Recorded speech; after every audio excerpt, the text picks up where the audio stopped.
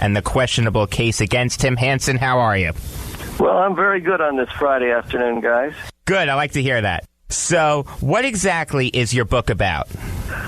There's two parts. One is an exploration of the entire career of Roger Clemens, which is a fascinating story, really. Here's a guy that out of high school in Houston had a fastball of only 80 miles an hour. He wasn't drafted by the major leagues, and he goes on to a community college in Houston. They discover miraculously that he didn't know how to finish on a fastball, and the speed goes from 80 to 95 miles an hour, and that begins a marvelous tale. What are your thoughts on Brian McNamee, if I'm pronouncing that right? McNamee, Dominic. McNamee, sorry.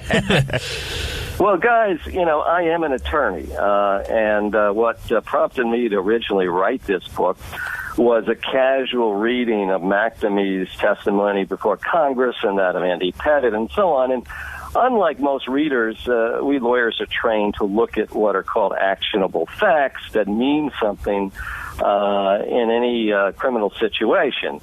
And the actionable facts really didn't McNamee discuss before Congress and, in the trial and so on years later, was the same facts that any lawyer would look at in, say, a drug case.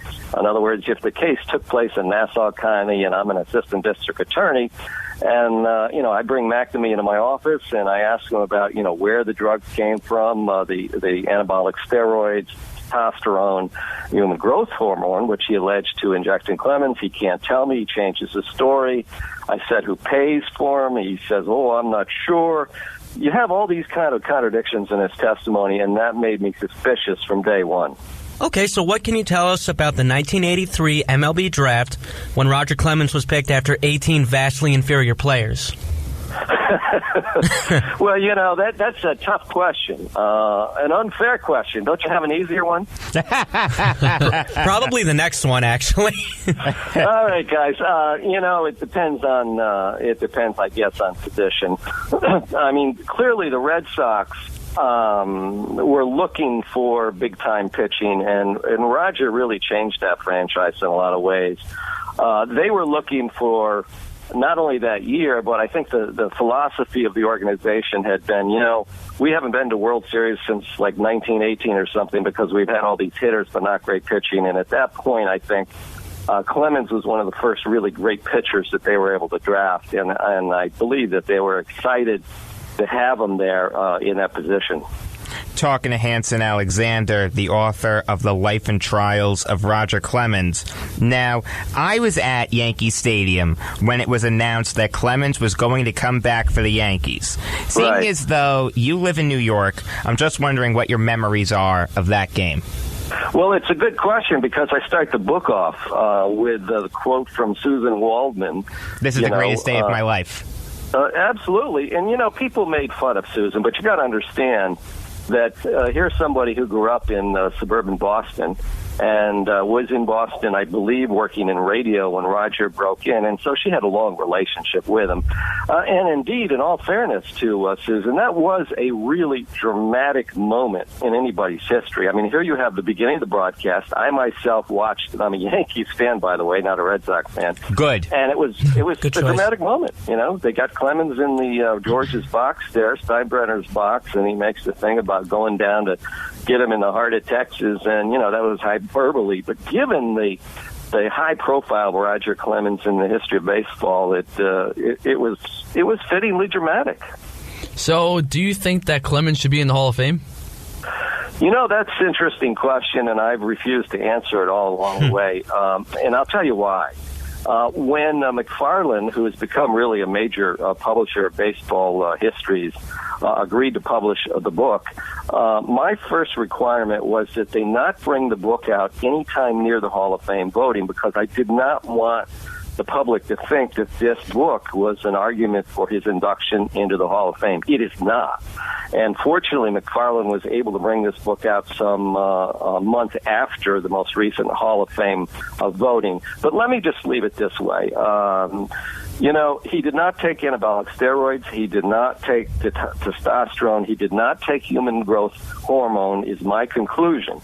Now, if the statistics that Clemens put up over 24 seasons are worthy of the Hall of Fame, then the writers should vote him into the Hall of Fame. If they look at those numbers, as they apparently have so far, and determine he does not belong in the Hall of Fame, then he doesn't belong in the Hall of Fame. To me, it's an easy question. That's, I think, the only fair way to look at it. I mean, that's a very fair point when it's coming to one of the greatest pitchers that ever pitched.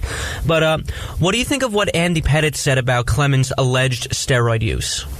Well, I think, first of all, I invite you all first to read my book because I do break down and analyze Andy's statements. But right away, again, when I looked at Andy's deposition before the House Committee on Government Oversight and Reform, it was clear from day one that he really didn't remember much. The statement was very vague. They asked him about the context, any details. No, he couldn't remember anything. And I think what I have learned since, and I think this is something that people have to be aware of, is that in July of 2007, only about 6 months before both Pettitte and McNamee testified before Congress, McNamee went up to Westchester. I don't know where Andy's house was in Westchester, but he had a house somewhere up there, ostensibly to work Andy out. But in fact, McNamee used the time to go over all the conversations that they had ever had about Clemens and the incidents that they'd ever had about Clemens and make sure that they were on the same page, which was kind of startled Andy. If you read his deposition, in fact, he talks about this, and he also talked about a little in the 2012 trial. What you got with Andy's, I think, testimony is McNamee's spin, number one. Number two, Andy was wrong about some of the details of the conversations that he had with Roger. For example, Andy remembers the conversation as being in McKissimmee, Florida, when Roger said, "No, I never told you that I did HGH. I said Debbie, my wife, did." Andy thought that conversation took place in Florida. He was absolutely wrong. It took place actually in Atlanta during the playoffs one year when they were both pitching for Houston. So I think Andy just does not, and this is my own perhaps unfair evaluation, I don't think he's got a very good memory, and he was honest. You got to remember, Andy Pettitte's honesty brought down the prosecution of Roger Clemens. At the end of the day, he said, "You know what? I'm not sure that that's the case. Is there 50-50 chance I was wrong?" Yeah. Do you think that was honesty, or do you think that was just a selective memory? Well, what's selective about it? I mean, first of all, he thought he said he thought he heard Roger say that, but he wasn't sure. That remained consistent throughout. I mean, Andy didn't change his story. How is that selective? No, you're right. You're right. No, I'm just playing devil's advocate. I'm just playing devil's advocate. Very good. That's your job, guys. I started out, guys, about 40 years ago in college radio in Washington, D.C., and I think it's a marvelous experience you're getting, by the way. Thank you. Thank you. Thank you. Talking to Hanson Alexander, the author of The Life and Trials of Roger Clemens. And, Hanson, I'll get you out on this. What's your favorite Clemens moment? I'm not a Clemens fan, per se. So, I mean, I don't know. I don't really have a favorite moment, to be honest with you. Do you have a moment that stands out? Yeah, I only saw him play. I went to school at Texas when he was and he was a hothead who was always screaming at the umpires, which, by the way, is one of the reasons I wasn't impressed by him in college. We had a guy named I can't think of the pitcher's name. I'll think of it. Spike Owen was shortstop, ended up with the Red Sox. I thought was a much better player. And there was another pitcher whose name escapes me we thought was more polished. I think the thing I remember is the one time I saw him in the majors here in Yankee Stadium. Deion Sanders had just been brought up with the Yankees, and Deion hit a vicious line drive to hit Roger right in the, not the ankle, but below the knee. Went down like a shot. And didn't bother me at all. I was a Yankee fan. All right, Hanson. Thank you for your time. All right, thank you, guys. All right, that was Hanson Alexander. He is the author of The Life and Trials of Roger Clemens, baseball's Rocket Man, and the questionable case against him.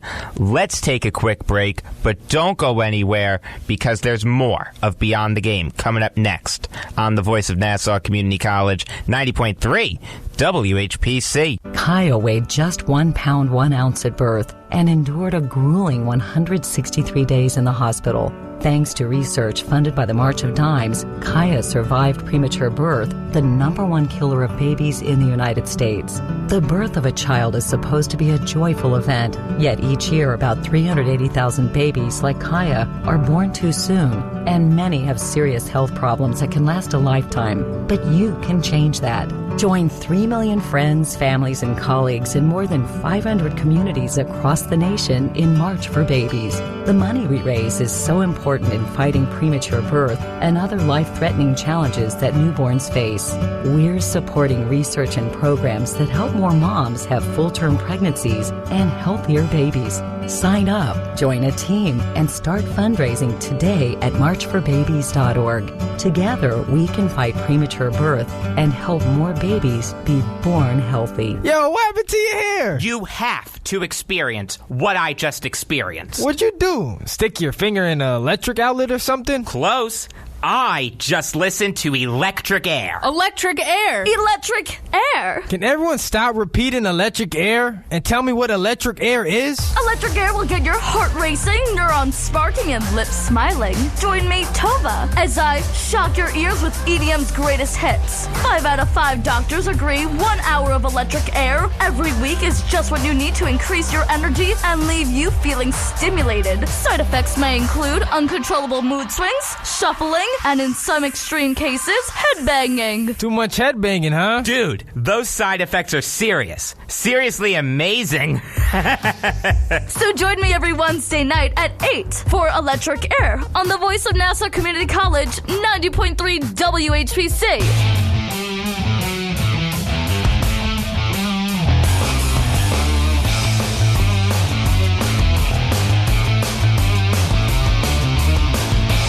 You are listening to Beyond the Game on the voice of Nassau Community College, 90.3 WHPC.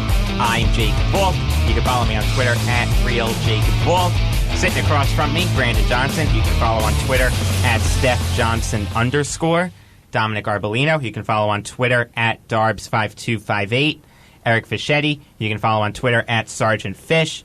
And unfortunately, you can't follow the true hockey maven. To hell with that other guy, Eleanor Chompy. But, of course, as always, we have her here. Eleanor, great to have you. Thank you. Someone's very happy. Yes, so happy.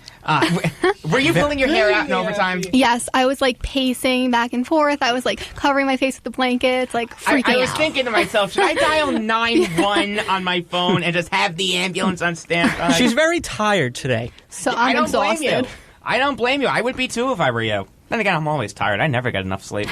So True that. I want to do something special for the Stanley Cup Finals. We'll do the same thing as we did for the NBA Finals. We'll compare the Penguins and Predators together by their positions. Then after that, we'll make our picks. Sound good, guys? Oh, yeah. Sounds great. All right. Left wing for the Penguins is Jake Gensel, Scott Wilson, former Ranger Carl Hagelin, and the overtime hero Chris Kunitz. And for the Predators, Philip Forsberg, Cale Yarncroc, Colin Wilson, and the former Penguin and Islander Harry Zolnarchuk. Personally, I think the Predators have the better left wingers, Philip Forsberg, Yarncroc, Wilson, great depth scorers. Zolnarchuk, solid fourth liner.